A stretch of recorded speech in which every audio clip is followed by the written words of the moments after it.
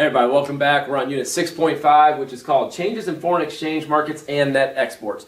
Basically, what we're talking about is how do changes in exchange markets, i.e. the shifting of curves causing exchange rates to change, how does that affect net exports? So again, the thing to key in is how when exchange rates change, does that affect net exports, okay? This is a very important thing in international economics. So let's get to it. We're going to do a very simple example, but I hope it brings the point home.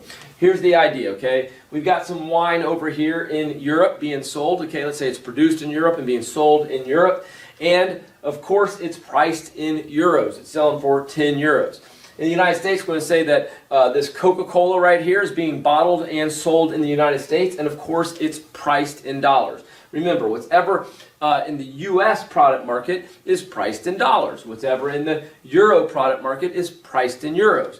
Now, of course, people who are buying things internationally see these prices through what I call the lens of the exchange market, okay? So right now the way I've got it set up is I've got parity between these two currencies, okay? $1 equals 1 euro. We're going to say that that is our original exchange rate. So what this would mean is a person in the United States who's thinking about buying that wine, they'd look through this lens and they would say, oh, that wine, it cost me $10, okay? Because they're looking through the lens of the exchange market. And a person in Europe who's looking at that Coca-Cola is thinking, okay, looking through this lens right here, that's going to cost me 1 euro.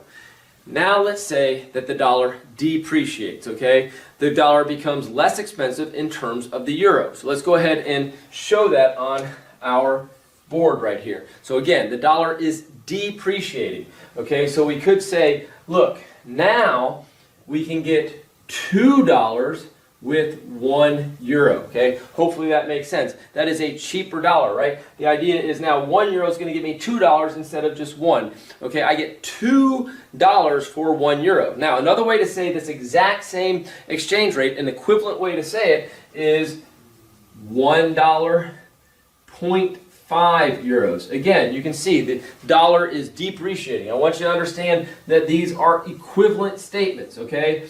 I would actually want to say that this top one is putting it in terms of the euro. It's the price of the euro. It's really what we call the dollar price of the euro or a euro, okay? And so that would be $2 per euro. So again, this top one is the price of a euro. It's the dollar price of a euro. It takes $2 to get a euro.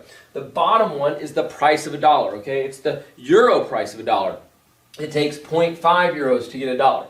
Again, these are equivalent statements, okay? So they both reflect the same depreciation of the dollar in regards to the euro and the same appreciation of the euro in terms of the dollar. Now, when that happens, now when we look across to the other countries' goods and services, we're looking through a new lens. This is our new lens, right? This lens no longer there anymore. So now I'm looking at that bottle of wine. How much is that bottle of wine going to cost me now? Well, look, I take my $1, I'm only getting 0.5 euros, okay? Well, how many euros do I need? I need 10 euros. So how many dollars am I going to have to bring? $20 now. That wine now costs me $20. I look at that same exact wine. Remember, the price tag has not changed, right? The amount on the price tag has not changed. In other words, we might say the price level has not changed in this country at all. Okay, we still got the same prices in that country. It's just the exchange rate. That's all that's changed. And now I look at that wine and it cost me $20. Still says 10 euros, but it cost me $20.